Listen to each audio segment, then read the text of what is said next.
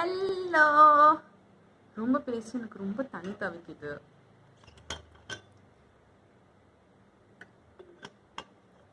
ஆனா நான் இன்னும் பேசவே ஆரம்பிக்கலையோ. சரி, இன்னைக்கு நான் பேச ஆரம்பிச்சிட்டேனால ரொம்ப பேசினேனாங்கிறத பத்தி செஷன் கிடையாது. இன்னைக்கு நம்ம எதை பத்தி பார்க்க போறோம்னா தண்ணி குடிக்கிறத பத்தி பார்க்க போறோம். நம்ம குடிக்கிற தண்ணி எங்க தான் போகுது, அது எப்படி கடைசியில யூரினா வருது அப்படிங்கிறத பார்க்க போறது தான் இன்னைக்கு நம்ம பார்க்க போறோம். தண்ணீர் அப்படிங்கிற விஷயம் நம்ம உடம்புல எங்க இருக்கு, நம்மளால அளக்க முடியுமா நம்ம உடம்புல எவ்வளவு தண்ணி இருக்குன்னு? ஆக்சுவலி நம்ம உடம்புல எவ்வளவு தண்ணி இருக்குன்னு அளக்க முடியாது. ஆனா என்ன சொல்றாங்க அப்படின்னா, மனித உடல்ல ஒரு 70% தண்ணியினாலதான் உருவாயிருக்கு அப்படின்னு சொல்லி ஒரு ஆய்வு சொல்லுது. அப்ப இந்த 70% தண்ணியும் எங்க இருக்கு? நான் கவுந்தா என்னை விட்டு தண்ணி வெளியே வருமா அப்படின்னு கேட்டா வராது. ஏன்னா நம்ம தண்ணீர் நம்ம ரத்தத்தோட கலந்துருக்கு. ரெண்டும் ஒன்னு இணைஞ்சுதான் நம்ம உடம்புல ஓடிக்கொண்டு. நம்ம குடிக்கக்கூடிய தண்ணீர் எப்படி நம்ம ரத்தத்தோட கலக்குது? ஸோ எப்படின்னா, நம்ம தண்ணி குடிக்கிறோம், குடிச்சதுக்கு அப்புறம் அது என்ன ஆகுது, நம்ம சாப்பிட்ற உணவு போலவே அதுவும் உணவு குழாய் மூலமா உள்ள போய் நம்ம வயிறுல இருந்துட்டு பின் சிறுகுடல் பெருகுடலுக்கு போகுது. அப்ப நம்ம குடல்ல இருக்கும் போது என்ன சொன்னோம், நம்மளோட தண்ணீர் மற்றும் பிற சத்துகள் எல்லாமே உறிஞ்சப்படும் ரத்தத்தினாலன்னு சொல்லி சொன்னோம்ல. அது போலவேதான் நம்ம ரத்தம் இந்த தண்ணியவும் அதன் மூலமாக உறிஞ்சுது. ஸோ நம்ம வெளியே குடிக்கிற தண்ணீர் இப்படிதான் நம்ம ரத்தத்தோட கலக்குது. சரி, ரத்தத்தோட கலந்ததுக்கு அப்புறம் என்ன பண்ணும் அப்படின்னா, நம்ம உடல்ல இருக்க எல்லா உறுப்புகளுக்கும் போகும். நம்ம கைகள், கால்கள், கண்கள், மூக்கு, இதயம், நுரையீரல் அப்படின்னு சொல்லி வயிறு, குடல் முதற்கொண்டு எல்லா உறுப்புகளுக்கும் இந்த தண்ணீர் ரத்தம் ரெண்டுமே கலந்து ஒன்றாக போகும். போய் என்ன பண்ணும் அப்படின்னா, ஒவ்வொரு உறுப்புமே ஒரு சிறிதளவான கழிவுகளை உருவாக்கி வச்சிருக்கும். தனக்கு தேவையில்லாத விஷயங்கள் எல்லா உறுப்பும் தினமும் வேலை பார்த்துட்டு இருக்கு. தினமும் வேலை பார்க்கும் பொழுது எல்லா உறுப்புகளுக்குமே கொஞ்சம் கொஞ்சம் கழிவுகள் வரும். ஸோ அந்த கழிவு என்ன செய்யும் அப்படின்னா, இந்த ரத்தம் தண்ணீரோட கலந்து தன்னோட கூட்டிக்கிட்டு வந்துடும். ஸோ அந்த கழிவை எது ரிமூவ் பண்ணுது அப்படின்னா, ரத்தம் தண்ணீர் மூலமாக கழிவுகளை எடுத்து இந்த சுத்திகரிக்கப்படாத ரத்தம் அது எங்க வருது அப்படின்னா, நம்மளோட சிறுநீரகத்துக்கு வருது. ஒரு மனுஷனுக்கு எத்தனை சிறுநீரகம் இருக்கு? 2. ஆனா ரெண்டுமே தேவையா? ரெண்டும் கண்டிப்பாக தேவை. ஆனா ஏதாவது ஒரு காரணத்தினால ஒண்ணு இல்லாம இருக்கிற நிலைமை வந்துருச்சுனாலும் நம்மளோட உடல் தாராளமாக பார்த்துக்கும். ஒரு சிறுநீரகத்தை வைத்துக்கொண்டு ஒரு நார்மல் பர்சனால எல்லா வேலைகளுமே செய்ய முடியும். அப்ப 2 வச்சு எல்லா வேலைகளையும் அருமையாக செய்ய முடியும்.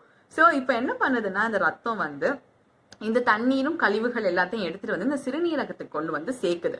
சிறுநீரகம் என்ன பண்ணும் அப்படின்னா, சிறுநீரகத்துல குட்டி குட்டி பாக்கெட் மாதிரி இருக்கும். அந்த ஒவ்வொரு பாக்கெட்டுக்குள்ளே நம்மளோட மேகி நூடுல்ஸ் இருக்கும், பாத்திருக்கீங்களா? இப்படி வளைஞ்சு வளைஞ்சு குழாய்கள் போல அது மாதிரியான குழாய்கள் இருக்கும். அந்த குழாய்கள் எதுக்கு இருக்கு அப்படின்னு சொல்லி பார்த்தோம் அப்படின்னா, அது வடிகட்டி மாதிரி. நம்ம டீயோட வடிகட்டி இருக்கும்ல, மேல டீ தூள் இருக்கும், கீழே டீ இருக்கும். அதே மாதிரிதான் இங்க இந்த வடிகட்டி என்ன பண்ணும், கழிவுடைய நீரை தனியா எடுத்துட்டு சுத்திகரிக்கப்பட்ட ரத்தத்தை ஒரு பக்கமாக பிரிக்கும். சோ கழிவுடன் இருக்கக்கூடிய இந்த நீர் என்ன ஆகும்னா, சிறுநீர் குழாய்கள் மூலமா சிறுநீரக பையில சேர்க்க ஆரம்பிக்கும். இந்த சிறுநீரக பையில சேர்ற இதுக்கு பேர் தான் என்ன? சிறுநீர்.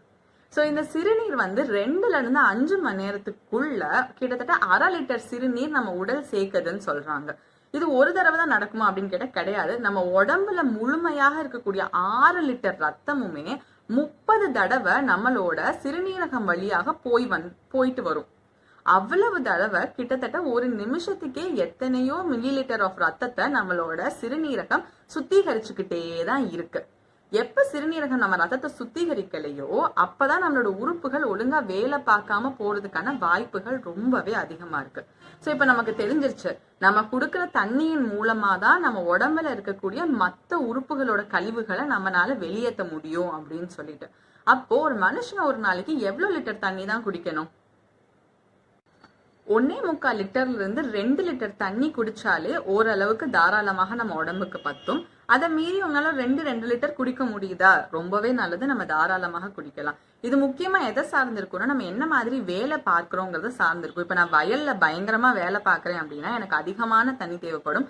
வீட்டுக்குள்ளேதான் நான் இருக்கேன் அப்படின்னா எனக்கு கம்பேரிட்டிவா கம்மியாக தான் தேவைப்படும். ஆனா என்ன இருந்தாலும் ஒரு குறைந்தபட்சமாக 1.5 லிட்டர் தண்ணியாவது எல்லாருமே தினமும் குடிச்சுதான் ஆகணும்.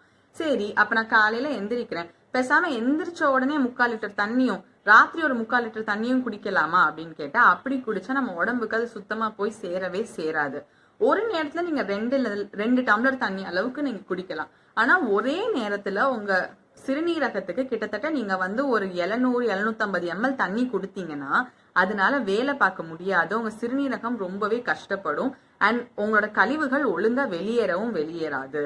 சோ நீங்க வந்து குட்டியான ஒரு உறுப்புக்கு எக்கச்சக்க வேலை கொடுக்கற மாதிரி ஒரு நாள் முழுக்கவே தண்ணிய பிரிச்சு பிரிச்சு பிரிச்சு கொஞ்சம் கொஞ்சமாக குடிக்கிறது தான் இன்னும் நல்லது. 2 டம்ளர் 2 டம்ளர் 2 டம்ளரா 4 வேளை ஒரு நாளைக்கு நீங்க குடிக்கலாம், அல்லது ஒரு டம்ளரா கூட குடிக்கலாம். ஆனா மொத்தமாக 4 டம்ளர் 5 டம்ளர்னு ஒரே நேரத்துல நீங்க குடிக்கிறத முடிஞ்ச அளவு தவிர்க்கிறது நல்லது. அடுத்து நம்ம குழந்தைகள் எல்லாம் பார்த்திருப்போம். சின்ன பாப்பாலாம் வந்து சிறுநீரை வந்து கொஞ்ச நேரம் வச்சுட்டு அம்மா எனக்கு சிறுநீர் வருதுன்னு சொல்லிட்டா போகுது கிடையாது. அதுக்கு எப்ப தோணுதோ அப்போ அது சிறுநீர் கழிக்கிறது தான் ஒரு குழந்தையோட ஒரு ஒரு விஷயம். அப்படிதான் இருக்கும் குழந்தைங்கன்னா. அது ஏன்னா சின்ன வயசுல நமக்கு வந்து சிறுநீரை வந்து பிடிச்சு வச்சுட்டு எப்போ எனக்கு பாத்ரூம் இருக்கோ அப்பதான் போகணும் அப்படின்லாம் பண்ண தெரியாது. அப்ப நமக்கு அந்த ஒரு கண்ட்ரோலும் கிடையாது. அதுல இருந்து நம்ம என்ன பண்றோம், கொஞ்சம் பெருசா ஆக ஆகதான் நம்ம கத்துக்கிறோம் எப்பெல்லாம் நம்மளால சிறுநீர் கழிக்க முடியும், எப்பெல்லாம் கழிக்க முடியாது அப்படின்னு சொல்லிட்டு. நேரம் பார்த்து காலம் பார்த்து இப்ப நான் போலாமா போக கூடாதான்னு. இது யாருக்கு பெரிய பிரச்சனை ஆகுது அப்படின்னு சொல்லி பார்த்தோம் அப்படின்னா வந்து ஆண்களுக்கா பெண்களுக்கான 2 பேருக்கும் பிரச்சனை தான். ஆனா பெண்களுக்கு தான் இருக்கிறதுலே பெரிய பிரச்சனை ஆகுது. இப்ப சிறுநீர் கழிக்கணும்னு தோணுது, நான் ஒரு 10 நிமிஷம் கழிச்சு போறேன்னா அது எனக்கு ஒன்றும் பிரச்சனை இல்லை. ஆனா அதுவே நான் 3 மணி நேரம் கழிச்சு 4 மணி நேரம் கழிச்சு போறேன்னா அது என் உடம்புக்கு கண்டிப்பாக நல்லது இல்லை. ஏன்னா என் சிறுநீர் பையனால அவ்வளவு நேரம் அவ்வளவு சிறுநீரையுமே வந்து தக்க வச்சுட்டு இருக்க முடியாது. நான்லாம் நிறைய நேரம் பஸ்ல போகும்பொழுது பாத்ரூம் இருக்காது போறதுக்கு அப்படின்னு சொல்லிட்டு 8 மணி நேரம் 10 மணி நேரம் பாத்ரூம் போறதே கிடையாது.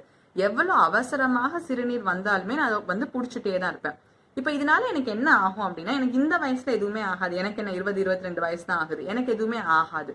ஆனா நான் இதே மாதிரி ஒரு 15 வருஷம் 20 வருஷம் பண்ண என்ன ஆகும், என் சிறுநீர் பையனால முன்னால இருந்த அளவு என்னோட சிறுநீரை வந்து தக்க வச்சுக்க முடியாது. அது லூஸ் ஆக ஆரம்பிச்சிரும், அது தளர்வடைய ஆரம்பிச்சிரும். அப்ப என்னன்னா நான் புடிச்சு வைக்கணும்னு நினைச்சா கூட என்ன அறியாம என் சட்டியிலையோ இல்ல என்னோட பேண்ட்லயோ சிறுநீர் வெளியேறதுக்கான வாய்ப்புகள் இருக்கு. அதை என்னால சுயநினைவோட தக்க வச்சுக்கவோ இல்ல நிறுத்தி வைக்கவோ முடியாத ஒரு நிலைமை வரலாம். அது மட்டும் இல்லாம வயிறு வலி, கற்கள் வருது, நம்மளோட சிறுநீர் பையில கற்கள் வருது. இது எல்லாமே எதனால அப்படின்னா வந்து நம்ம சிறுநீரை தேவையே இல்லாம ரொம்ப நேரம் புடிச்சு வச்சிருக்கிறதுனாலதான். இன்னொன்னு என்ன விஷயம் அப்படின்னா, ஆண்களை விட பெண்களுக்கு கம்மியாக தான் சிறுநீரை வந்து தக்க வச்சுக்கிறதுக்கான கெப்பாசிட்டி இருக்கு. இப்ப ஆண்கள்னால 5 மணி நேரம் வரைக்கும் கூட சிறுநீர் கழிக்க முடியாம இருக்கும்னு வச்சுக்கோங்களேன் ஒரு உதாரணத்துக்கு. ஆனா பெண்கள்னால 2ல இருந்து 2.5 மணி நேரம் தான் இருக்க முடியும். ஸோ ப்ளீஸ் நெக்ஸ்ட் டைம் உங்களுக்கு சிறுநீர் கழிக்கணும்னு தோணுதுன்னா முடிஞ்ச அளவு சில நேரங்கள்ல இடம் நல்லா இல்லைன்னா கூட பரவாயில்லன்னு பல்ல கடிச்சிட்டு நீங்க அந்த நேரத்துல போயிடுறதா நல்லது. பிகாஸ் அது போகாம இருந்தீங்கன்னா உங்க கழிவுகளை நீங்க உங்க உடம்புக்குள்ளே வச்சிருக்கிறது உங்களுக்கு ரொம்பவே நல்லதாக இருக்காது. இது மட்டும் இல்லாம வயதாக அல்லது வந்து இப்போ பிள்ளை பிறந்துட்டு இப்பதான் கொஞ்ச நாள் முன்னாலதான் பிள்ளை பிறந்திருக்கு அந்த மாதிரி சிச்சுவேஷன், இல்லைன்னா வந்து ஏதாவது ஆப்ரேஷன் பண்ணிருக்காங்க அப்படின்னா நிறைய நேரங்கள்ல நம்மளால சிறுநீரை நம்ம முன்னால இது பண்ண மாதிரி வந்து புடிச்சு வச்சிருக்க முடியாது. நம்மள அறியாமையே அது போறதுக்கான வாய்ப்புகள் இருக்கு. ஆனா அதுல எந்த விதமான ஒரு அசிங்கமோ ஐயோ எனக்கு மட்டும்தான் அப்படி ஆகுதோ அப்படின்னா நம்ம நினைக்கவே வேணாம். நிறைய பெண்களுக்கு பிள்ளை பிறந்ததுக்கு அப்புறம் கிட்டத்தட்ட 1 வருஷம் வரைக்கும் கூட தன்னை அறியாமையே சிறுநீர் வந்து கழிச்சிருக்காங்க. அதே மாதிரி வயதான முதியவர்கள் நம்ம நிறைய நேரம் பார்த்திருப்போம், பாட்டி தாத்தா, அவங்களுக்கு வந்து அவங்க எப்போ சிறுநீர் போறாங்கன்னே வந்து தெரியாது.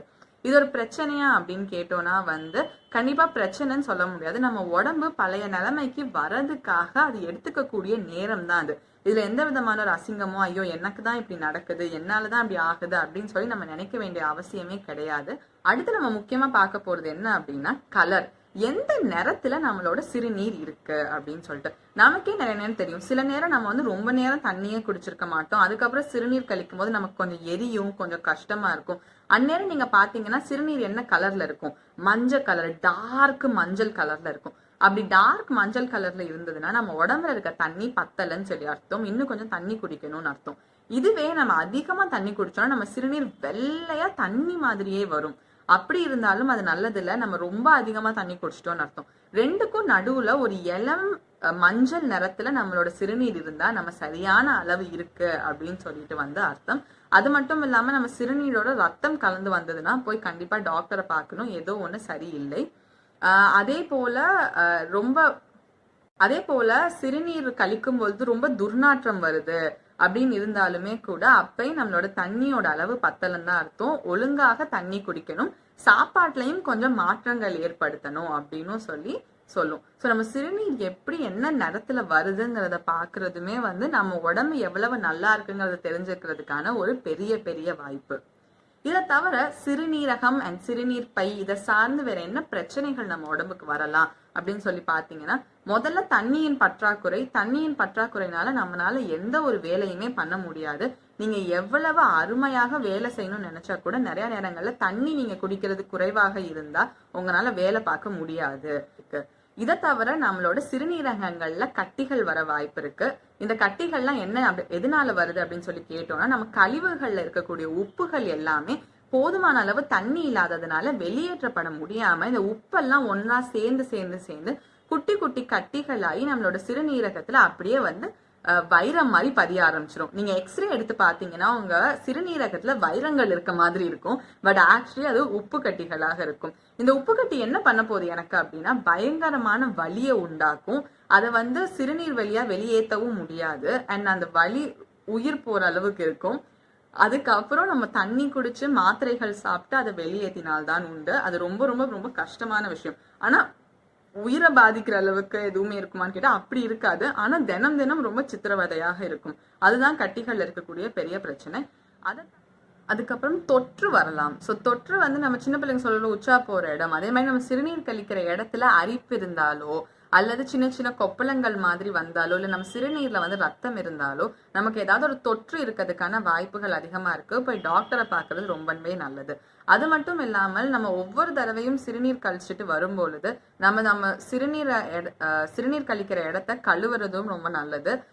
அது முடிஞ்ச அளவு நம்ம யூஸ் பண்ற ஜட்டியாக இருக்கட்டும், ரொம்ப அழுக்கு இல்லாம வெயில்ல காய போட்டு ரெகுலரா துவைச்சு வெயில்ல காய போட்டு ஜட்டியை உபயோகப்படுத்துறதன் மூலமாக தொற்று கம்மி பண்றதுக்கான வாய்ப்புகள் அதிகமா இருக்கு. தேவையில்லாத நேரங்கள்ல ஜட்டி உபயோகப்படுத்தாததுனாலயுமே நம்ம தொற்று வந்து கம்மி பண்ண முடியும். எல்லாரும் தினமும் எந்நேரமும் ஜட்டி போடணுமா அப்படின்னு கேட்டா அது ஒரு கேள்விதான். இப்ப யாருக்குமே வந்து அது கண்டிப்பா பண்ணணுமா அப்படிங்கிறது கிடையாது. சேலைக்கட்டையில முக்காவாசி நேரம் ஜட்டி போடுறது கிடையாது. அது ஒரு வகையில நல்ல விஷயமாக தான் இருக்கு. ஏன்னா நமக்கு எவ்வளோக்கு எவ்வளோ காத்தோட்டமாக இருக்கோ அந்த அளவுக்கு நமக்கு தொற்று வர்றதுக்கான வாய்ப்புகளுமே வந்து ரொம்ப ரொம்ப கம்மியா இருக்கு.